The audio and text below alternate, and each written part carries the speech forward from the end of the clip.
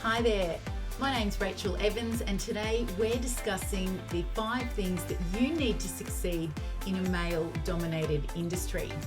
Now, the first thing that you need might seem like it is fairly obvious, but it's super important. You need to be clear with your focus and direction.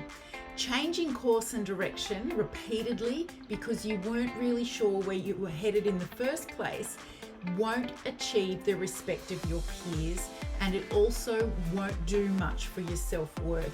And they're both really important things to have when you enter a field dominated by the opposite sex. The second thing that's really important for you in a male-dominated industry is to be realistic with your timeframes for achieving the goals that you do set for yourself in your career and in that male-dominated industry. Many of your male counterparts may not have the same amount of balls that they're juggling in the air as you might if you also have motherhood in the mix. So factor in the time constraints that you have and be okay with not pushing yourself to burnout just to keep up. Really important. The third thing that you need is to assemble a support team. Now, it's really important that you let the people around you know how important it is to you that you succeed at this job, in this career, in this industry. It might even be in a business. This support could come via your spouse, so having a courageous conversation with them about sharing things more equally around the home so that you have just as much opportunity to take advantage of your job as what your spouse does. And this is particularly important when you are parents and you get an agreement from your spouse that you share the time off required when children are sick and need to stay home from school. If you're taking all the sick time, that doesn't look good at your end of the scale. The fourth thing that you need is to learn how to prepare and show up confidently.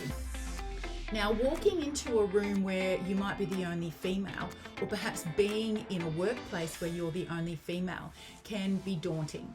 So it's really important not to let fear and intimidation overcome you. How do you do that?